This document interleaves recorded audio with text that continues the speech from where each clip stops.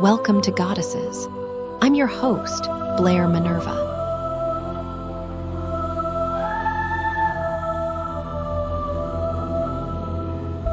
Today on Goddesses, imagine possessing a brilliant mind, only to find your body betraying you, trapping your revolutionary thoughts within. Today, we explore how Simone de Beauvoir defied not only societal expectations, but also her own physical limitations, leaving you with a powerful lesson about fighting for your beliefs, even in silence.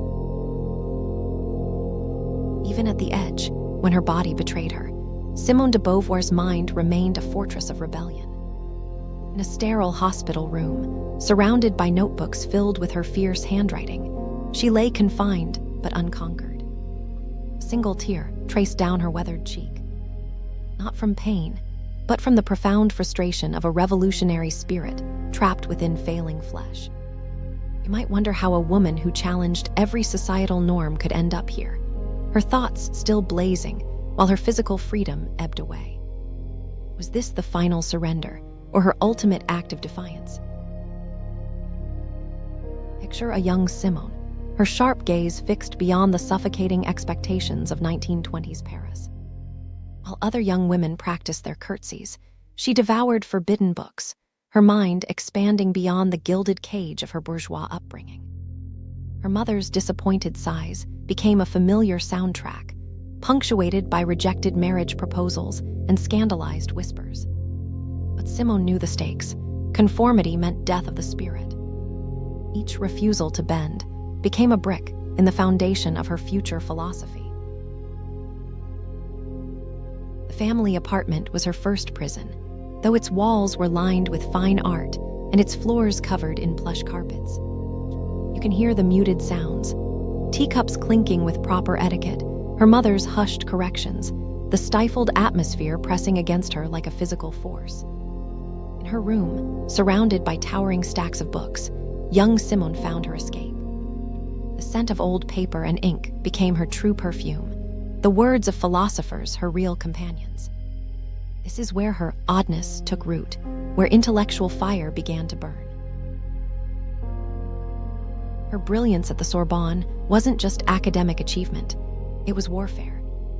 Each perfect exam score and philosophical argument became ammunition against those who claimed women couldn't think deeply. Male professors watched with mixture of admiration and hostility as she dismantled their assumptions. But Simone refused the cage. She didn't want to be exceptional for a woman. She wanted to prove that thinking deeply was human, not male. The post-war Parisian cafes became her true classroom. Through clouds of cigarette smoke, amid passionate debates that lasted until dawn, she forged her revolutionary ideas. You can feel the electricity in these moments. Coffee cups pushed aside to make room for scribbled notes, voices rising and falling with the intensity of discovery. Here, alongside Jean-Paul Sartre and other intellectuals, she began to articulate what would become her masterwork. The Second Sex wasn't just another book taking shape in these smoky rooms. It was a manifesto of liberation. Late into the night, hunched over manuscripts, Simone crafted her philosophical revolution one sentence at a time. Her fingers, stained with ink, moved across pages with fierce determination.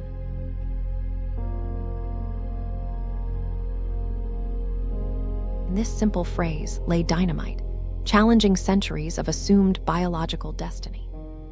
Each revision, each carefully chosen word became another strike against the walls of gender oppression.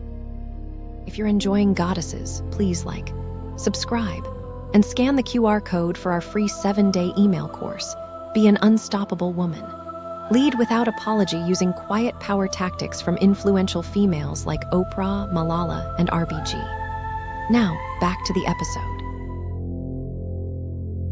But freedom has its cost. Her unconventional relationship with Sartre drew savage criticism. Their open partnership challenged not just marriage, but society's very notion of love and commitment. Critics who couldn't defeat her ideas attacked her personally, calling her unnatural, frigid, a threat to proper society. They even as her work gained influence, transforming how we understand gender and identity, Simone refused to soften her stance or seek public approval. When she signed the Manifesto of 343, publicly declaring she had undergone an illegal abortion, Simone knew she risked everything. This wasn't just about reproductive rights. It was about women claiming ownership of their bodies and destinies.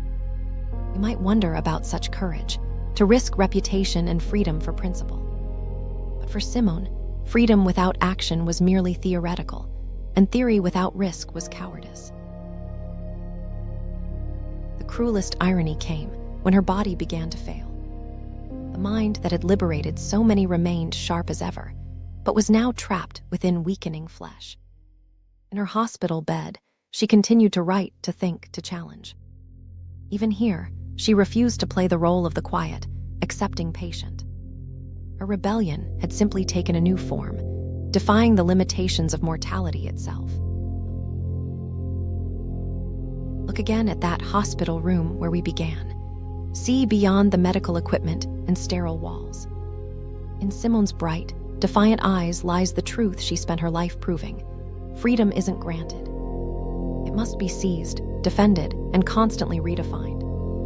The world will always try to place you in a cage of expectations, whether based on gender, class, age, or convention. Your task isn't to accept these limitations, but to question them, to fight them, to define yourself. This isn't just Simone de Beauvoir's story. It's a challenge to you. What walls have you accepted as permanent that might actually be illusions? What freedoms have you denied yourself out of fear of society's judgment? Her life stands as testimony that the greatest prison isn't external constraints, but our acceptance of them as natural and unchangeable. Your freedom isn't a gift. It's a battle cry echoing through generations. How will you answer it? On the next episode of Goddesses, imagine if the spirit of rebellion that fueled Simone de Beauvoir's lifelong fight for intellectual freedom could somehow time travel. Picture it challenging another regime, another set of oppressive norms. What if this force found itself in the hands of a stateless Jewish philosopher, navigating a world on the brink of chaos? This week, we've explored the lengths one icon went to shatter societal expectations. Next, meet Hannah Arendt. Her story will make you question everything you know about courage and belonging.